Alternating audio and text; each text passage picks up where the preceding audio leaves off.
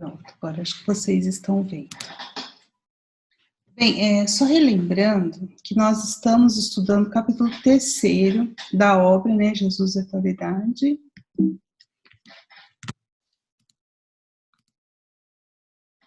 E esse capítulo 3º tem como título Jesus e Humanidade. Nós fizemos as duas primeiras partes na semana passada, que foi a apresentação da questão, onde a mentora Joana de Ângeles vai falar sobre a humanidade.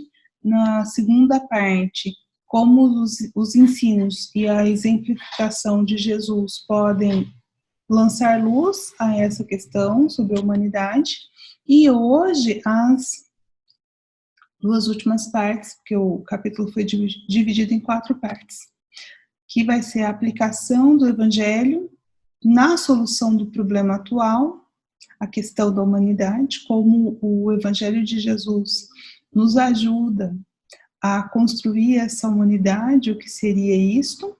E, por fim, ela finaliza, como em todos os capítulos, a última parte dedicada aos conselhos que a mentora tem a dar para nós neste momento. Então, da parte que a gente já viu, eu só queria voltar a falar sobre esse slide aqui, porque ele vai ser útil no que vamos ler hoje. Então, só lembrando que nós falamos na semana passada sobre as duas naturezas do Cristo. Então, nós temos o Jesus humano, sua natureza humana, que aqui esteve encarnado, vivenciou, esteve no mundo sem ser do mundo, mas esteve aqui, tanto que ele fala, no mundo tereis aflições, mas tem de bom ânimo, porque eu venci o mundo. Então, essa é a natureza humana de Jesus, e tem a sua natureza divina, no sentido dele ser o Cristo, o governador desse orbe, e que continua conosco até hoje, não em corpo, mas em espírito. Então, a sua natureza divinizada, deificada. Não no sentido de que deveremos olhar para Jesus como o Deus, porque ele mesmo disse, que ele e o Pai são um, mas ele não disse que ele era o Pai, mas ele é a representação daquilo que significa para nós o reino angelical, ou seja, o modelo para onde estamos seguindo, né? Para onde devemos chegar, que é nos angelizar, ou seja, nos tornar amor. E assim, Jesus, dentro desse caráter que que nós chamamos, eu não, né, de divino. Então, essas são as duas naturezas do Cristo. Então, aí tudo nós já discutimos, eu não vou voltar a relembrar. Então, vamos seguir para onde é hoje o nosso assunto.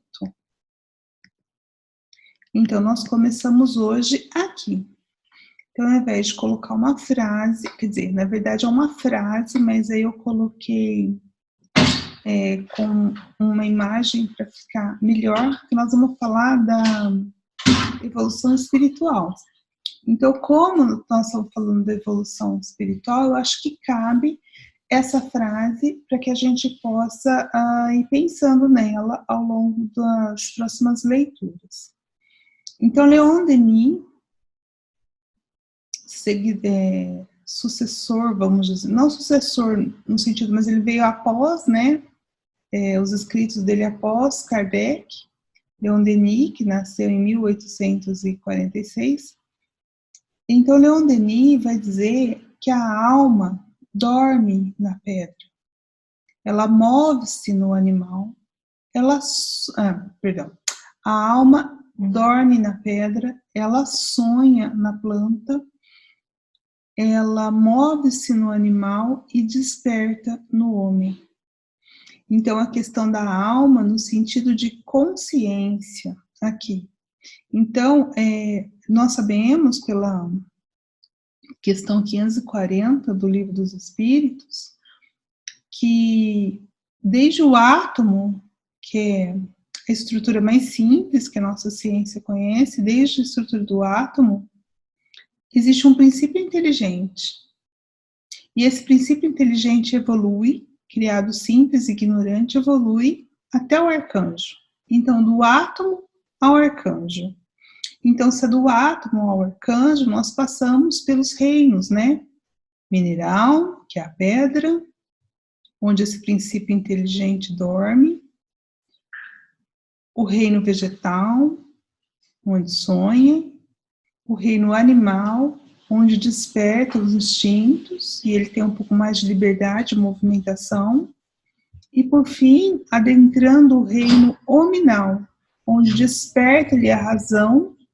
A partir daqui, no reino hominal, o homem vai ter o livre-arbítrio, ou seja, a vontade, e, consequentemente, ele pode escolher, mas ele tem como consequência, ele precisa ter, né, para aprender, para ser educado, as consequências das suas ações, boas ou más. E o que Jesus tem a ver com isso? Que é a leitura que nós vamos começar do livro. O que Jesus tem a ver com isso é que Jesus veio justamente para nos ajudar a nos humanizar. Porque, veja, a natureza não dá saltos. Então, o homem, ele entra no reino nominal, mas quando a gente diz que Jesus, Joana vai falar isso, vem como proposta humanizar o ser humano, quer dizer que a humanidade ainda não está humanizada, ou seja, nós não estamos completamente no uso, no bom uso do nosso livre-arbítrio, no uso da nossa razão. Então, Jesus veio para solidificar essa humanização, para que nós pudéssemos nos tornar humanos, no sentido de realizar, de ter ações que nos tornem dignos de serem chamados humanos. É igual quando a gente fala assim, nossa, essa atitude foi uma atitude desumana. Então, só pensar nisso. O que a gente quer dizer com desumano? Né? É aquilo que não está de acordo com a ética e com a moral. Então, como que nós nos tornamos dignos de ser chamados de humanos? Então, tem algumas virtudes que nós precisamos desenvolver enquanto humanidade para que possamos nos dizer humanos. E foi para isso que Jesus veio ser o modelo e guia, para essa humanização da humanidade. E aí, a partir dessa humanização, do desenvolvimento dessas virtudes, é que o homem vai ter condição de começar a galgar o estágio do próximo reino, que é o reino angelical. Então, já começando então a leitura da terceira parte, Joana vai dizer que Jesus é a personagem histórica. Então, aqui ela está falando daqueles que foram registrados pelo livro de história. Então, Jesus é a personagem histórica mais identificada com o homem, com a humanidade. Então, se nós formos avaliar todas as personagens que já desfilou nesse palco do mundo, não só no campo da religião, né? A gente pode pensar vamos pensar nos nomes famosos aí. A Cleópatra, Júlio César, que mais? Nero, Napoleão Bonaparte, assim várias personagens que passou por esse mundo. O que Joana está dizendo? Jesus foi aquela que mais se identifica com o homem. O homem no sentido nesse sentido que eu estava dizendo para vocês, das características, das virtudes da humanidade. Então, todo o ministério, tudo que Jesus veio trazer, toda a mensagem é feito de humanização. Porque Jesus vem pregar o quê? Vamos lembrar. O perdão das ofensas, nós buscarmos o reino de Deus em primeiro lugar e fazermos com o outro aquilo que desejamos que seja feito conosco. Jesus condenava, no sentido respeitando, né, o livre-arbítrio, mas Jesus não concordava com certos atos. Quando foi, por exemplo, da questão do julgamento da mulher adulta, ele não concordou, não corroborou com o fato que ela deveria morrer. Então, isso são atitudes humanas. Então, Jesus se identifica com essa humanidade nesse sentido de virtudes. Então ele vem, né, o seu evangelho, ele vem para, aí ela continua, erguendo o ser do instinto. Lembra que o reino anterior ao hominal é o reino animal, onde o instinto prevalece. E como a natureza não dá saltos, o que acontece? Nós ainda somos muito mais de instintos do que razão. Eu já usei esse exemplo muitas vezes com vocês, mas pense quando você é tomado de raiva. Então, quando muitas vezes você é tomado de raiva porque você é contrariado, o que acontece? Você diz assim, nossa, mas eu agi sem pensar. O que é isso? Não é que você não pensou, que não deu tempo de raciocinar, não deu tempo de você pôr a máscara, você foi no impulso. Ir no impulso, o que significa isso? Que nas situações mais drásticas, que nós somos confrontados com nossas emoções, muitas vezes nós nos deixamos nos levar mais pelo instinto animal do que pela razão do reino nominal. Então, se nós pegássemos assim uma régua, né?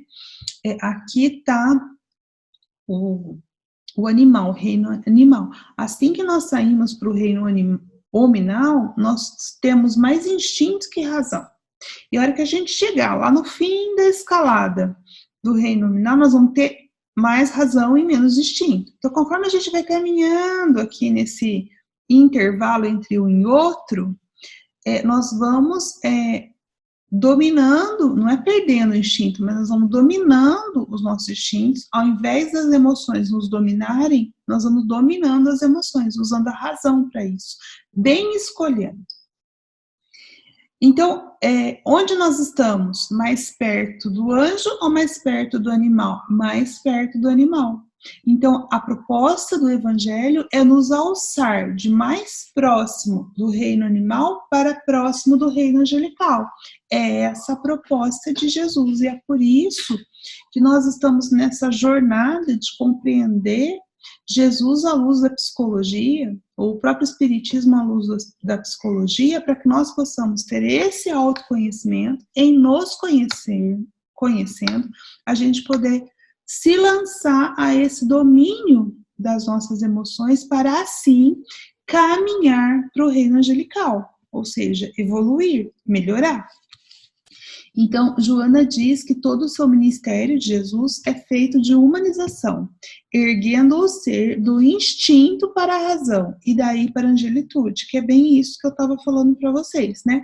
Então, o evangelho faz isso, o evangelho quer nos tirar do domínio do instinto e nos lançar para o domínio da razão, e a partir do momento que nos coloca no domínio da razão, já dá o primeiro impulso para o amor, para o desenvolvimento do amor, que vai nos lançar para a angelitude. Então, aqui, tudo isso que eu falei, mas só para fechar aqui na imagem, é isso, né? Então, no reino mineral, o que nós aprendemos? A atração de um por outro, né? Então, quando o mineral, ele se agrega, os átomos se agregam para formar um mineral, a gente aprende, né, para estar coeso, a gente aprende a força da coesão, do estar junto. Então é isso que o reino mineral nos ensina, como estar juntos, em comunidade. O reino vegetal vai nos dar, lembra que na pedra a alma dormita, no reino vegetal ela sonha. Então o vegetal ele vai aprender a sensação da luz, a sensação do vento, a satisfação de ter a água, de não ter, né? E o reino animal, a gente já tem uma liberdade de movimento maior do que o vegetal e vai nos dar um instinto. Então ainda não temos a vontade, nós temos o pensamento no reino animal descontínuo. Então ele age por impulso, por aquilo que ele tem registrado. Já no reino hominal, nós temos o livre-arbítrio, o pensamento contínuo, o desenvolvimento da razão. Mas, de novo, como a natureza não dá salto, a transição de um reino por outro não se dá como é que se fala? Em divisões bem distintas, igual o arco-íris. Quando eu olho o arco-íris, prestem atenção, você não consegue divisar exatamente quando termina uma cor e começa outra. Aquela intermediário é difuso.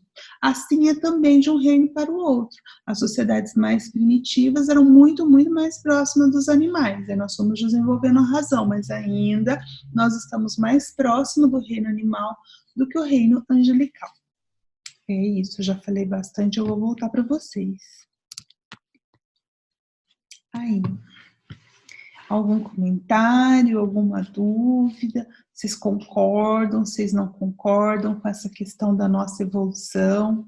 Para vocês, é tranquilo ou não essa questão da nossa trajetória que começa lá no mineral? Enfim, se tiver dúvida pode perguntar. Pode falar, Eduardo? Eu achei bacana, Andréia. A gente está muito acostumado a ver com relação ao reino animal e o reino hominal, né? Eu já tinha visto alguma coisa sobre o reino vegetal e o reino mineral também, só que não tinha percebido, tirado nenhum ensinamento com relação à questão da atração, como você falou, e também a sensação, né? Então, se a gente observar as próprias plantas, igual você falou do vento, da água, do calor, então é um processo evolutivo, né? E acho que traz para a gente uma reflexão. Outra coisa que eu achei interessante também são essas nuances, você deu o exemplo do arco-íris, que a gente consegue ver claramente quando a gente age por instinto e vê que é algo primitivo, inferior da nossa parte, algumas situações de raiva, alguma coisa nesse sentido, e da civilização como um todo, fica, às vezes, está difícil a gente perceber em algumas situações o grau evolutivo dos povos, até mesmo das pessoas da mesma sociedade, só que com comportamentos diferentes, né? E a gente tem que perceber que as pessoas estão em escala diferente que a nossa, com o exemplo que você deu, da mesma forma que é difícil diferenciar quando começa uma cor e quando termina no arco-íris, a gente tem que perceber também que nós não temos, talvez, essa habilidade de perceber qual que é o nível que cada um está. Então, acredito que cabe a nós compreender mais por isso, porque a gente acha que a pessoa que está na nossa própria casa, nossa família, ou nosso convívio, ele está com esclarecimento semelhante ao nosso, e muitas vezes não, né? Isso não é tão perceptível para a gente.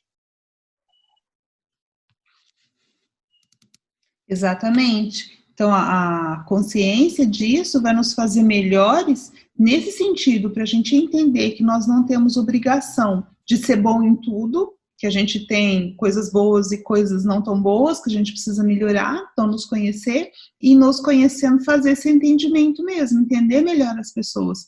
É aquela velha história que a gente diz, nós estamos todos juntos e misturados. Então, quando a gente vê, eu não sei se vocês concordam comigo, mas às vezes quando a gente vê, sabe, esses crimes assim absurdos, né, que você vê assim, não é só assassinato, mas requinte de crueldade, a gente fala, não é possível que nós ainda, que tem uma pessoa assim, mas é possível. Por que não? Porque nós estamos juntos, então nós não estamos no mesmo patamar. Então, do mesmo jeito que às vezes um anjo, né, vamos pensar assim, né, alguém que já está num nível bem acima de nós, olha para nós e fala assim, não, não é possível que ainda eles façam isso.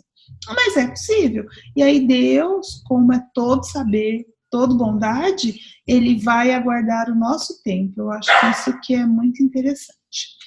Gente, eu tenho uma notícia ruim para dar para vocês. É o seguinte, antes a gente não tinha limitação de tempo nas nossas reuniões, porque eu tinha feito uma assinatura por um mês do Zoom, né? Agora ela venceu.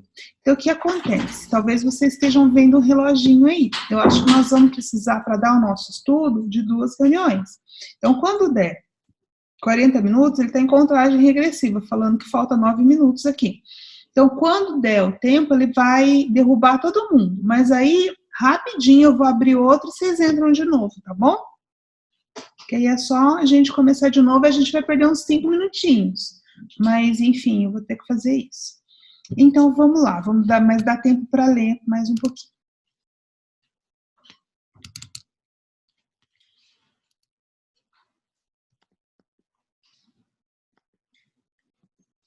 Então, continuando na leitura de Joana, né? Igualmente. Então, o que estava falando no outro?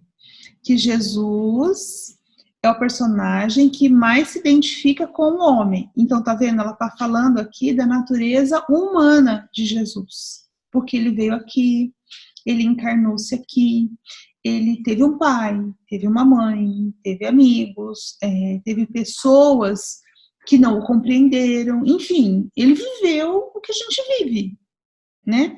E ele reagiu a isso e ele deixou exemplos. Então, o Jesus humano aqui. Aí, por outro lado, ela está dizendo que Jesus também é o homem que mais se identificou com Deus, porque ele nunca falava de Deus como um Deus temível ou desconhecido. Então, o Deus de Moisés era um Deus vingativo, colérico, que punia aqueles que não faziam a sua vontade. De repente, vem Jesus e diz para aquele povo que aprendeu a adorar aquele Deus, que tinha todas as características humanas, Jesus vem e diz assim, não, ele não é um senhor, ele não é um rei, Deus é pai. Então Jesus vem e modifica digamos, a visão ou a crença que as pessoas tinham em Deus.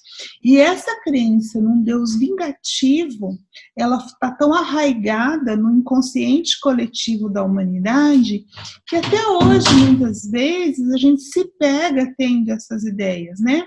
Eu não sei se vocês já pararam para perceber, às vezes até em fala.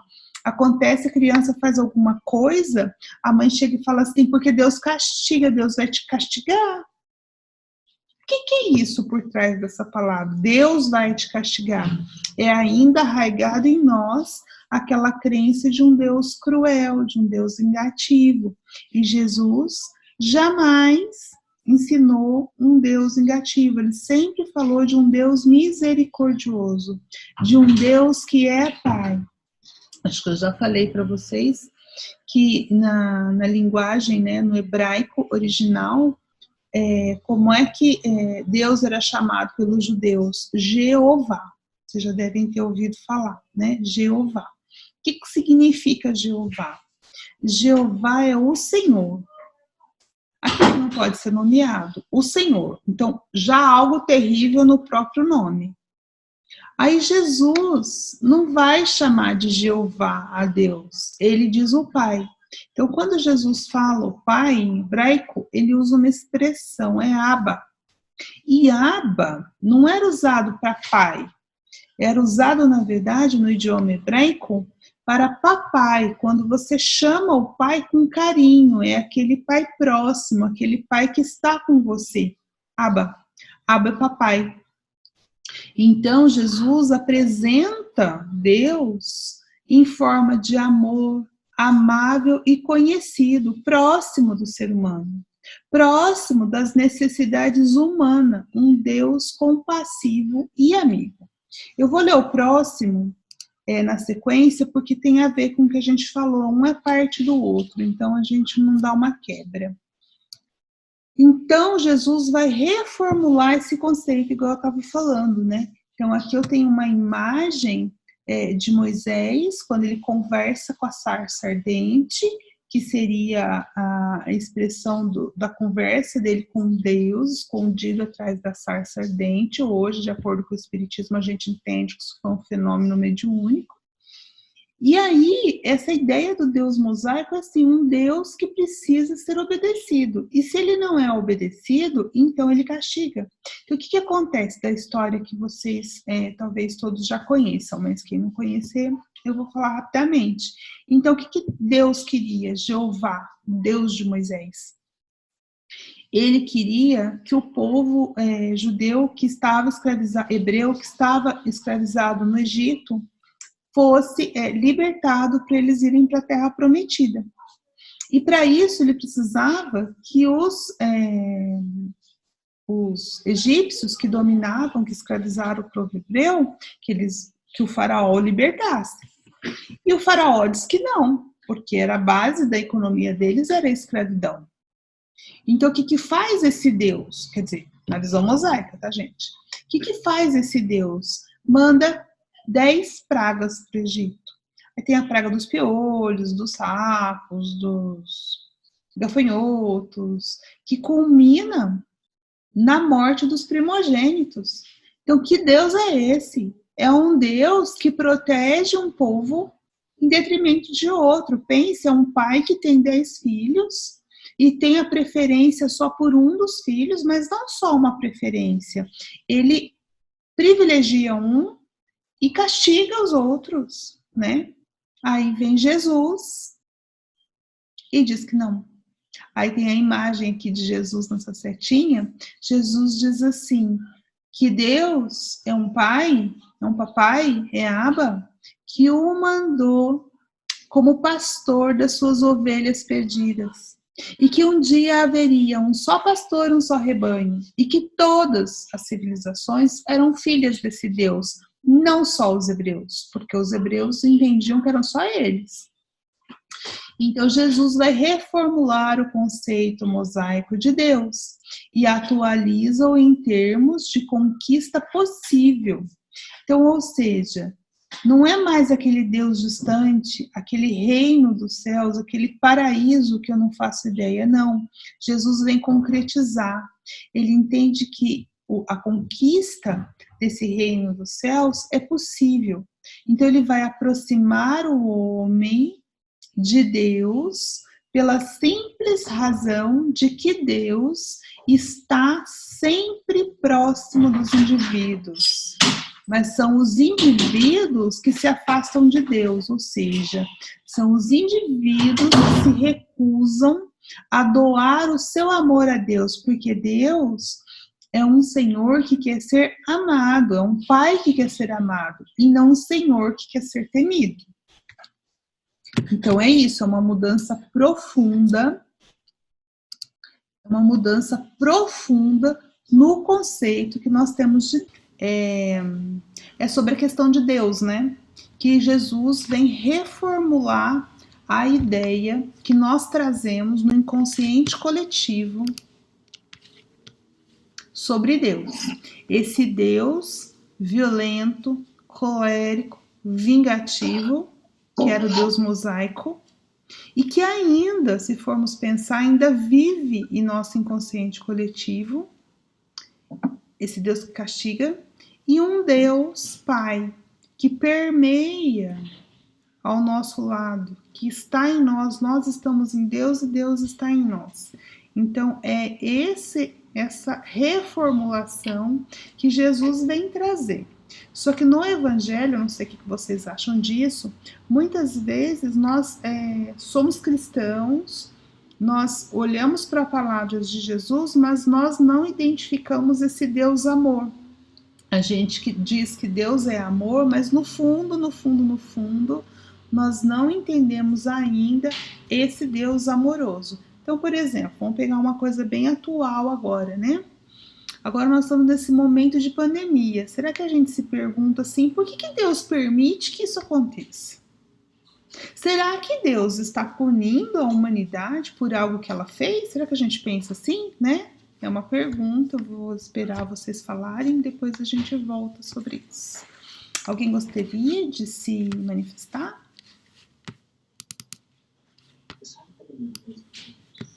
Você quer falar de uma pergunta?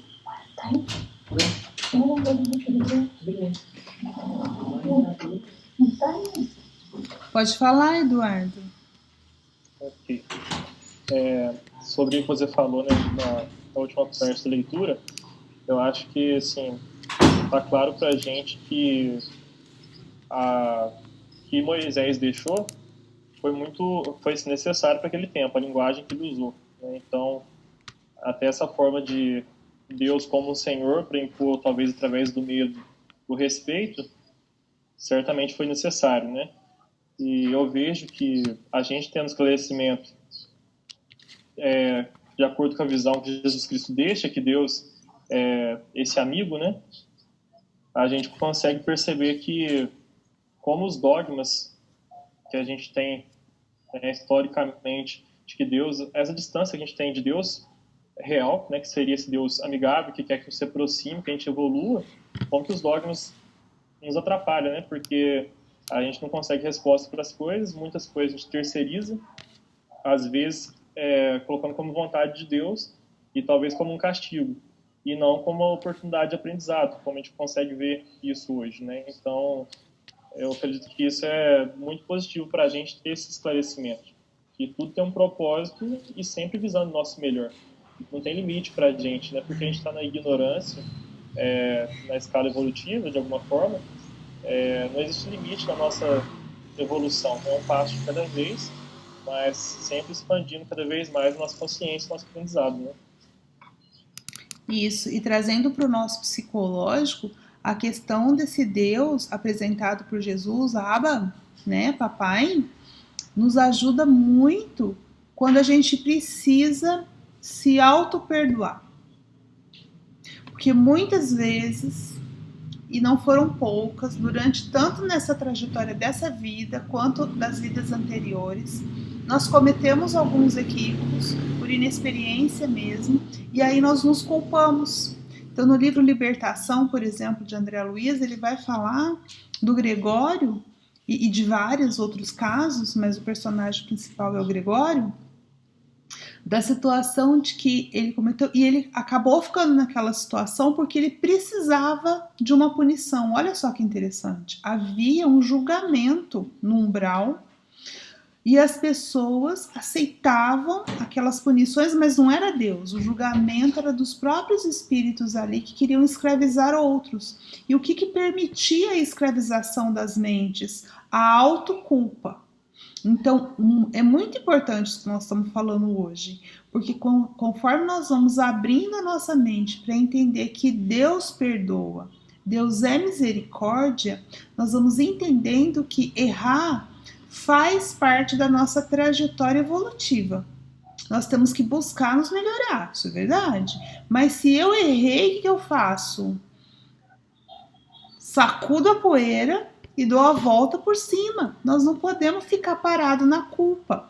Então a autoculpa nos algema, nos escraviza a certas consequências que não precisávamos passar. Então é urgente que a gente olhe para Jesus, essa é a proposta de Joana de Ângeles, com essa nova visão de um pai amoroso, porque um pai amoroso, por mais que o filho tenha errado, vamos pegar nós, enquanto pai humano, né? Por mais que o filho tenha errado, eu não falo nem pai. Na verdade, parece que o pai, muitas vezes a palavra pai, ela já vem com um caráter mais, né, autoritário. Mas eu gosto de pensar em Deus como mãe, um coração de mãe, né? Quem é mãe aqui? A Carla é mãe, a Márcia, a Agnola, quem tem mais aqui que é mãe? Deixa eu ver. A Lurdinha, a Fernanda, acho que é, a Fernanda eu não sei, né? Mas enfim, o coração de mãe perdoa. Então pensa nesse Deus como uma mãe que acolhe, né? Então, enfim, é essa a imagem que eu gostaria de chamar a atenção para vocês, para no momento dos nossos testes, porque eles terão.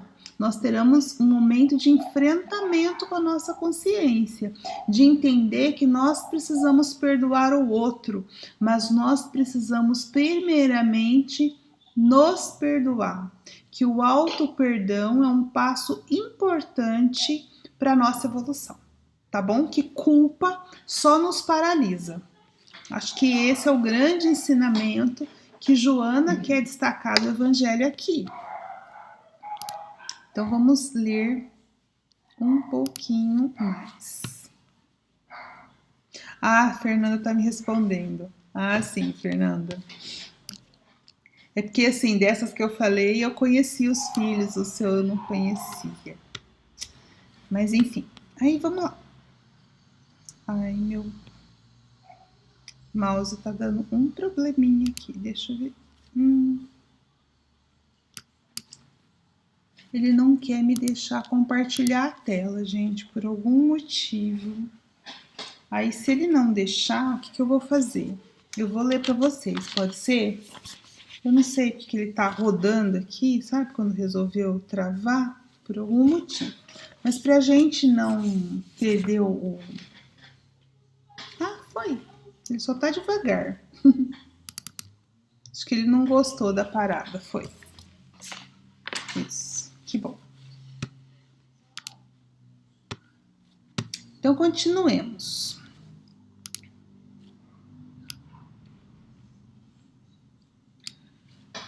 Então, Jesus, referindo-se ao reino, então Jesus falava assim, o reino de Deus, o reino dos céus, né? Então, quando ele se refere ao reino, ele não adorna esse reino de quimeras, nem o torna pavoroso. O que a Joana está querendo dizer aqui? Que quando Jesus fala do reino dos céus, ele não vai pintar um céu de anjos tocando harpa à direita do Pai. Jesus nunca falou isso. Jesus nunca disse que existe um paraíso como a gente às vezes imagina, né? Na nossa consciência. Não, Jesus não falou disso. Daqui a pouco nós vamos falar de que reino que Jesus falou. E Jesus também nunca disse que existia inferno. Jesus nunca pintou o inferno. Então, a crença em céu, esse céu beatífico e de inferno, não está no Evangelho de Jesus. Não foram as palavras de Jesus que saíram essas ideias, mas sim da cultura pagã, da onde surgiu as bases da Igreja Católica Apostólica Romana, com a base das crenças e das ideias que tinham os romanos. Então, enfim. Então, quando Jesus se refere ao reino, ele não faz essa imagem que eu acabei de falar para vocês. Não, o que ele faz? Antes, desperta nos corações o anelo de consegui-lo, na realidade da transcendência de que se reveste. Então, o reino, para Jesus, era uma coisa possível, porque eu poderia conseguir esse reino transcendendo ao humano, ou seja, sendo mais do que aquilo que era considerado para a época. Eu vou explicar isso melhor nas imagens aqui. Então, Jesus disse que o reino de Deus não vem com aparência exterior, porquanto o reino de Deus... Ai, gente, cortou um pedaço da frase aqui, mas eu digo para vocês. Porquanto o reino de Deus está dentro de vós. Isso está registrado lá no Evangelho de João. Então, o que está acontecendo aqui? Se o reino está dentro de nós, não é algo fora, não é exterior, que eu tenho que chegar no reino, não. Eu preciso me despir das camadas que eu construí ao redor de mim para encontrar o reino de Deus dentro de mim, que é o despertar da consciência. E como é que Jesus fala isso? Aqui tem um detalhe que eu gostaria de abrir um parênteses. Muitas vezes a gente fala de reino de Deus e reino dos céus. O que é isso? Quando a gente lê Mateus, o Evangelho de Mateus, Mateus ele era judeu. Então ele não fala de reino de Deus, porque para ele Jeová era o nome que não podia ser nomeado. Então ele chama de reino dos céus. Agora, quando nós lemos outros evangelistas, como Marcos ou Lucas, que já não são judeus, aí eles vão falar de reino de Deus, né? Porque eles estão falando para os novos cristãos, para aqueles que eram pagãos, né? Enfim, então reino dos céus e reino de Deus é a mesma coisa, só depende do evangelista. Aqui eu quero dizer para vocês, Jesus vai apresentar o reino de que jeito? Então Jesus tem uma série de parábolas que chama parábolas do reino. Então ele vai falar da parábola do semeador, então ele fala assim, o reino dos céus é semelhante a um semeador que saiu a semear, e conta a parábola do semeador. O reino dos céus é semelhante a um grão de mostarda, e fala que o reino dos céus é um grão de mostarda que começa pequenininho, é plantado e aí ele se transforma num grande arbusto. O reino dos céus é semelhante a um fermento que foi colocado na massa e levedou a massa. Então o que Jesus fazia? Jesus era muito pedagógico. Ele falava de acordo com o público. Então se Jesus estava falando com lavradores, com agricultores, ele vai dizer que o reino dos céus era semelhante a uma semente que foi plantada. Se ele estava falando para pescadores, o que ele vai falar? O reino dos céus é semelhante a uma rede de pesca, que vai separar os peixes grandes dos peixes pequenos, enfim. Se ele vai falar, para os lavadores também, ele fala do grão de mostarda. Se ele vai falar para a dona de casa, o que ele vai falar? O reino dos céus é semelhante a uma massa, porque quem fazia massa era a dona de casa. Se ele vai falar para comerciantes, o que ele vai dizer? O reino dos céus é semelhante a um tesouro escondido. O reino dos céus é semelhante a uma pérola de grande valor, porque o comerciante entende o valor. Então Jesus falava de acordo com o público, eram palavras que podiam ser entendidas. Mas em todas essas parábolas do reino, o que a gente conclui? Que Jesus está dizendo que o reino sempre está dentro da ostra, o tesouro escondido na terra, a semente na terra, o fermento colocado dentro da massa. Então Jesus vai dizer que o reino dos céus não é algo externo, mas algo interno e que eu posso conseguir. Eu posso conseguir de que jeito? Me melhorando, ou seja, fazendo ao outro aquilo que eu gostaria que fosse feito a mim.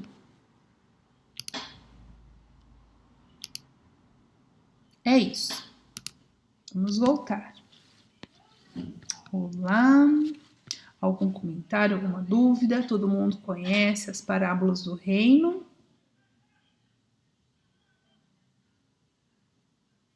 Que bom, todo mundo conhece, né? Então, quando a gente fala desse reino de Jesus, então ficou claro para vocês que o reino dos céus de Jesus, o reino dos céus, o reino de Deus, de acordo com o evangelista, não é esse céu que a gente imagina, que colocaram na nossa cabeça, esse lugar que eu morro e daí eu vou para o céu ou vou para o inferno. Ficou claro isso para vocês? Que Jesus falava de reino dos céus, de um lugar, não é um lugar, mas reino dos céus é um modo de ser. Que o reino dos céus nasce de nós, é como eu estou, é um estado de consciência, né? Por isso é muito importante. Lourdinha, você quer falar? Não? Peraí, que tá desligado o seu microfone. Tá? Oi, Lourdinha, pode falar agora. Oi. Não, eu tô só ouvindo mesmo. Ah, tá, é que você levantou a mão e falou, eu acho que a Lourdinha quer falar. Então tá bom, vou desligar de novo, tá? Ninguém? Ok, então vamos continuar a leitura. André. Oi, Eduardo. Ninguém fala, né, Eduardo? Aí você fala. Que bom. Um pouquinho, né? Eu achei bem bacana explicar, esclarecer que o reino dos céus não é moldado em nada exterior, né? Pelo contrário, é algo interno. E talvez para a gente desconhecer, né, a nossa origem, a origem dessa centelha divina que a gente é, eu acredito que se a gente pensar assim, a cada vez que eu conseguir vencer o desafio da minha própria personalidade, é como se eu desse um passo a mais em direção ao reino dos céus. Né? Eu não sei como que é, mas eu sei onde eu quero chegar. Né? Exatamente. E essa é a nossa jornada, né, Eduardo? Essa é a nossa jornada que nós iniciamos há muito tempo, estamos avançando. Cada dia um pouquinho melhor do que foi no outro, nós estamos avançando. O que não podemos é parar. Então, vamos mais um pouquinho. Aí aqui, ó, então vai dizer um pouquinho mais de Jesus, né? Que Jesus nega o mundo sem o maldizer. O que é isso? Negar o mundo sem maldizer o mundo. É estar no mundo sem ser do mundo. Deu para entender o que é isso? Jesus esteve plenamente no mundo. Ele caminhava pelo mar da Galileia. Ele fazia amizade com as pessoas, ou seja, ele também aproveitou aquela situação de estar nesse mundo, mas ele não se misturava o que era do mundo. Por quê? Porque ele se entendia enquanto espírito. E é isso que ele nos convida a fazer quando ele fala no Sermão da Montanha das bem-aventuranças. Bem-aventurados os aflitos. O que é isso? No mundo nós vamos ter aflições. mas nós não somos corpo. Nós não somos um corpo animado por uma alma. Não, nós somos espíritos que neste momento estamos tendo uma experiência corpórea. Então nós somos espíritos. Então aquilo que atinge o corpo e a matéria não modifica a nossa essência. O que modifica a nossa essência enquanto espírito é as ações que eu faço no intercâmbio com a matéria. Então, Jesus esteve no mundo. Ele diz que nós temos que preservar e construir os bens espirituais, no sentido de negar o mundo é isso. Ele falava assim, para a gente se preocupar com que a traça não rói e o ladrão não leva. Então, quando ele fala isso, ele está negando o mundo nesse sentido, para a gente não dar importância ao que é matéria, para a gente dar importância ao que é do Espírito, dar a Deus o que é de Deus. Mas ele nunca, jamais maldisse o mundo. Né? Ele não se negou de viver no mundo. Você não vai ver Jesus numa caverna isolado, igual um monge budista que fica lá longe. Ele não se isolou. Jesus participou da vida comum das pessoas. Então ele esteve no mundo. Então, no caso, continuando a leitura, abençoando-o quem? O mundo, nas maravilhosas paisagens nas quais atende a dor. Então, ou seja, tem coisas boas, tem coisas ruins. E deixa-se, Jesus, deixa-se mergulhar em meditações profundas sobre o faiscar das estrelas luminíferas do infinito. Então, ele aproveita aquilo que o mundo tem de belo, aquilo que o mundo tem de bom. Jesus na humanidade. Então, o que Jesus significa para a humanidade? Jesus na humanidade significa a luz que aquece e clareia. Perdão.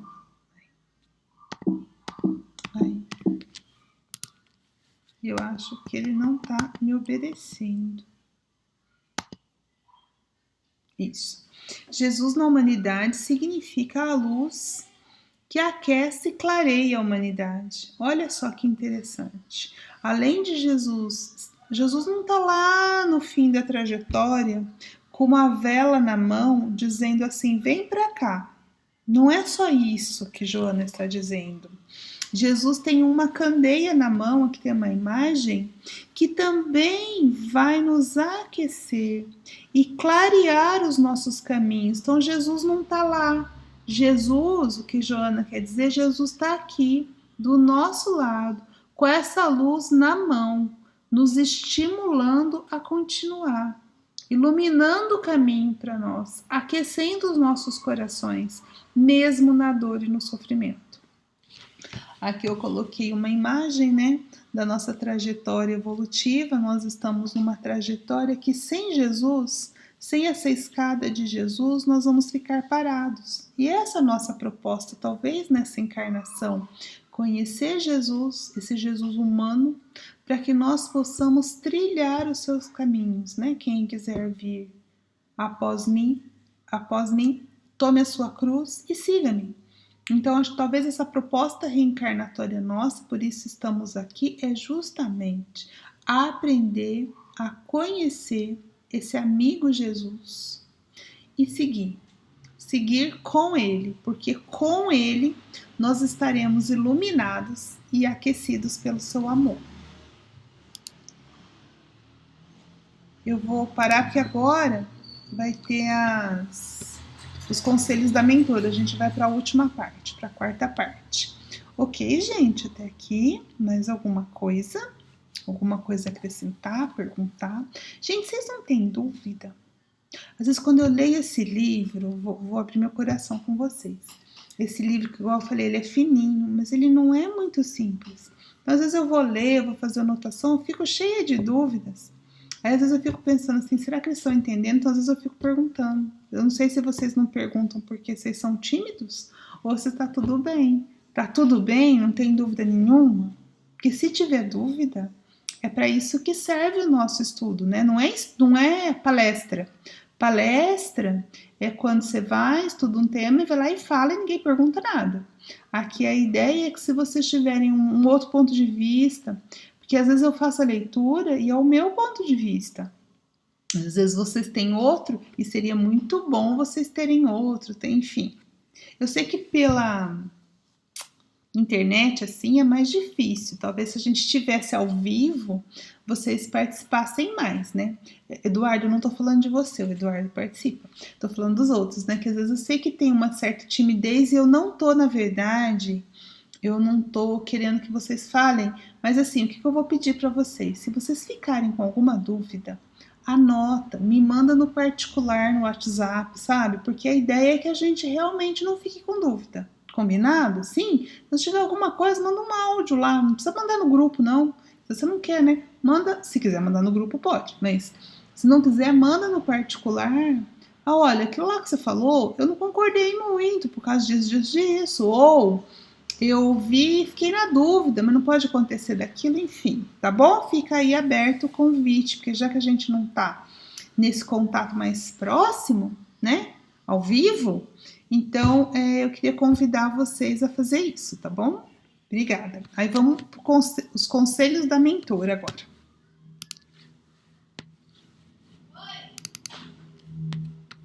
A gente tem até medo dos conselhos da Joana, né? Não sei vocês, mas eu, quando chega nessa parte, eu já falo, nossa, lá vem, né? Mas vamos ver o que ela vai dizer para nós. Ela vai nos dar 4 conselhos. E no final tem mais um, mas aqui são 4. Ela vai dizer assim. Vamos ver se a gente se encaixa nisso que ela vai falar. Se te deixastes fossilizar por doutrinas ortodoxas. O que é isso? Fossilizar é igual aquele fóssil de dinossauro, aquele osso que virou pedra, né? Ou osso ou qualquer outra coisa. Então, quer dizer, nós já vivemos muitas vidas, acredito eu, vinculados a doutrinas religiosas que engessam as nossas crenças, ou seja, colocam na gente crenças prontas e acabadas, dogmática. Nós não temos liberdade para pensar com o nosso próprio raciocínio. É assim, sempre foi assim, e é assim porque Deus quis que fosse assim. Não importa que você não está entendendo. Tá certo? Então, se a gente se deixou ao longo das nossas encarnações fossilizar na gente essas crenças, elas estão no nosso inconsciente. Então, o que ela vai pedir pra gente como conselho? Renasce. Então, se a gente está preso nessas crenças dogmáticas, é hora da gente quebrar esse fóssil e tirar a essência. Renasce urgentemente e busca-o. Busca quem? Busca Jesus na sua humanidade, naquilo que ele, como humano, tem a nos dizer. Fazendo uma releitura de suas palavras. Na verdade, o que Joana está recomendando, nessa parte eu não fiquei muito triste não nessa recomendação, não cavou muito fundo. Por quê? Porque eu acho que essa nossa proposta de estar aqui estudando é justamente isso. Nós estamos fazendo uma releitura do Evangelho, vendo Jesus de um outro ponto de vista. Então, eu acho que esse conselho a gente já está conseguindo fazer nessa encarnação. Vamos ver o próximo. Segundo, se te decepcionastes com aqueles que se dizem seus seguidores. Ai, o seu Márcio está com a mão levantada. Vou voltar, viu, seu Márcio? Para você. Eu vou só ler aqui e já vou. Se você se decepcionou com aqueles que dizem seus seguidores, ou seja, aqueles que dizem que seguem Jesus, que são cristãos, mas fazem coisas horrorosas, fazem guerra, matam, né? Roubam.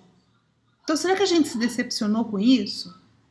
Se a gente se decepcionou, olha só o que ela diz pra gente.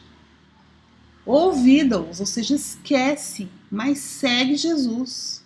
Porque aqueles que se dizem a voz de Jesus não são. Jesus fala por si e pelos seus exemplos. Então, esquece aqueles que se dizem seus seguidores, mas fazem coisa errada. Segue Jesus na sua simplicidade. Aí eu vou voltar lá para o seu Márcio. Oi, pode falar, seu Márcio. Cadê? Deixa eu... Já está ativado aqui. Pode falar. primeiro lugar, boa noite a todos. Quando eu li esse texto, principalmente esse item, esse parágrafo anterior, né, se te deixasse fossilizar por doutrinas ortodoxas que pretendem nele ter o seu fundador, renasce e busca-o. Eu vou particularizar, no momento que eu li, eu particularizei o conteúdo desse texto. Né? Justamente, eu não era espírita, e o espiritismo me propiciou, né, sair dessa condição de fóssil, que eu não me agradava de maneira nenhuma, e me propiciou o uso da razão. Né? Eu questiono, faço uso da razão, do bom senso, das orientações escritas ou verbais, eu tenho acesso.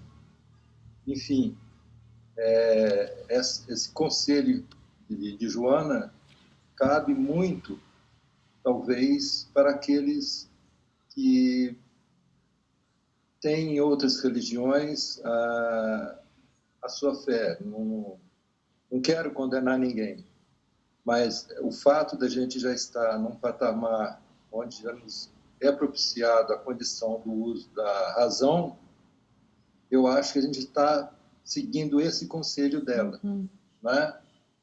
De, vamos dizer assim, de aceitar tudo, como um dito popular, né? De goela abaixo. Não é assim. Eu acho que a gente tem que questionar realmente e renascer, porque à medida que a gente cresce em conhecimento e em sabedoria, a gente está renascendo. E Jesus, sem dúvida nenhuma, além de mestre, é o nosso guia, e como guia eu tenho que buscá-lo. Né? E a mensagem dele, deixada no Evangelho, é uma bússola que ninguém pode desprezar. Então, o que eu queria deixar claro é justamente isso. O espírita, realmente espírita, né, tem que fazer uso da razão, e aquele que não é espírita, que também eu não condeno, porque toda religião é boa, eu acho que deveria se questionar mais, refletir mais, não quero que ninguém mude de religião, mas questionar mais os seus orientadores religiosos, sejam eles quais forem. Só isso. Concordo plenamente, é isso, né? É isso mesmo, muito obrigada pela sua opinião. Eu também era um fóssil, viu, seu Márcio? Eu era protestante, e aí me tornei espírita e hoje estamos aqui.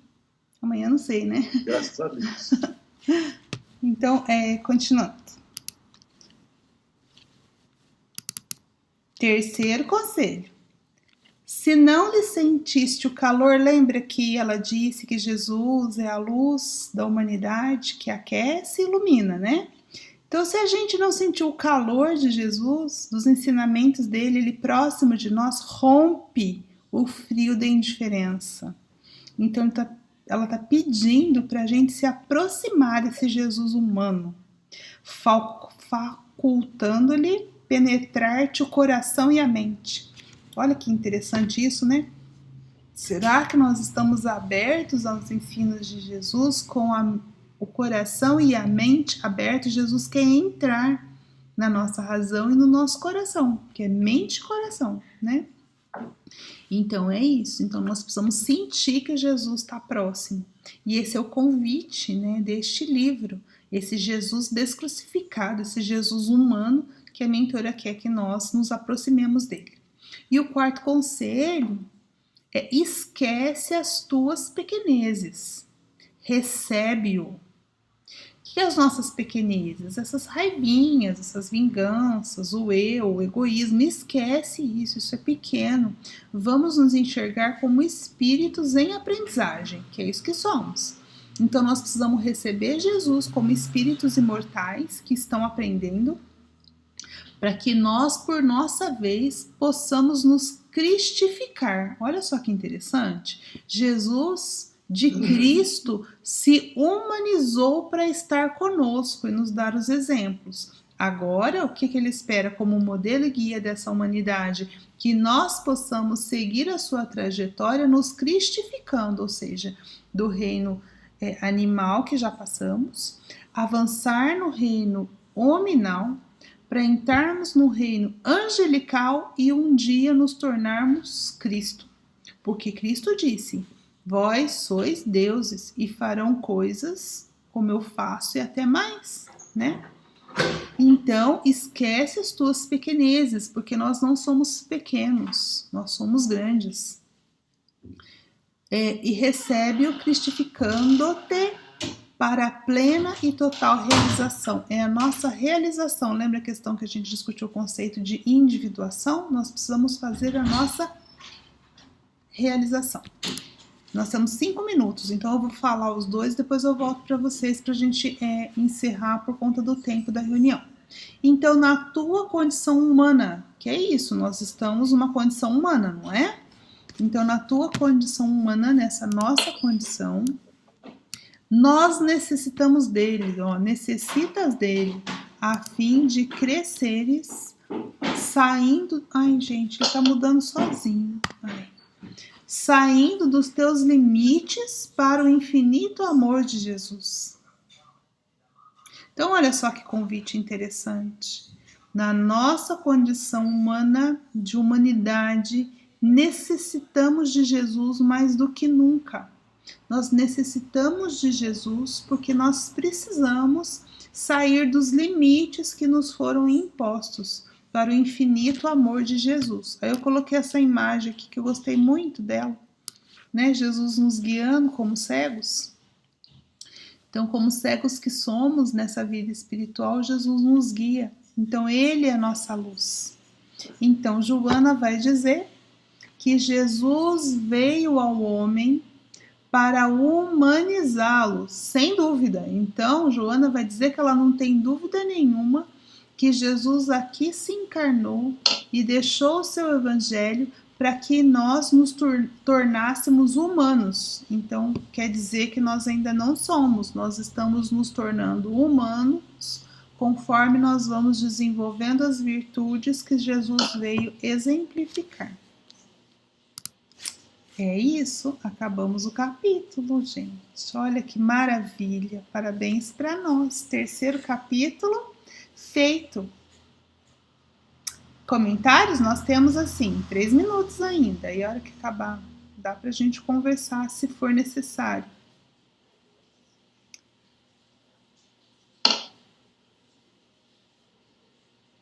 O que eu aprendi com esse capítulo? Para mim, assim, né? Eu aprendi uma coisa muito interessante. Eu aprendi que é importante a gente olhar para Jesus como um ser humano conforme nós somos. Porque às vezes a gente enxerga Jesus tão distante, então esse Jesus distante não nos ajuda muito. Concordam? Esse Jesus que está lá em algum lugar do céu. Não, quando eu trago Jesus para minha vida, para perto de mim, quando eu entendo... Ai, seu Márcio, eu sei que o senhor está... Pode falar, eu só estou divagando aqui, como ninguém falou, eu estava... Pode falar. É justamente enxergar o Cristo, Jesus, de maneira descrucificada. Não é? Tirar o Cristo da cruz, colocar ele ao nosso lado como nosso amigo, nosso conselheiro, nosso companheiro de toda terapeuta, hora, todo momento. Não é? É ter ele ao nosso lado. A cruz foi um momento, teve o seu significado. Nós precisamos tirar ele da cruz. Né? E uma coisa que eu observo, sem ser crítico e ao mesmo tempo sendo, é a maneira com que a igreja, principalmente a católica, enxerga o Cristo sempre crucificado. Né? E Joana nos orienta tantas vezes para tirá-lo da cruz, deixar ele ao nosso lado.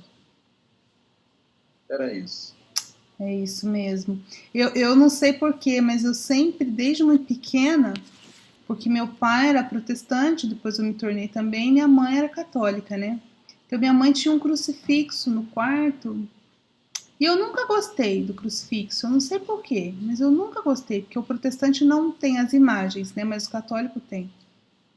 E aí hoje eu percebo, né, o que devia estar no meu inconsciente, porque eu nunca gostei de olhar assim para aquela. Até hoje, às vezes, quando eu assisto um filme, sabe? Quando na Semana Santa que aparecem os filmes, eu não gosto de ver Jesus crucificado. Então eu gosto assim das imagens de Jesus olhando pra gente. Então, igual eu falei, eu fiz uma partezinha na sua fala aí, né? Jesus terapeuta. Jesus, Jesus, eu tô aqui, conversar com ele.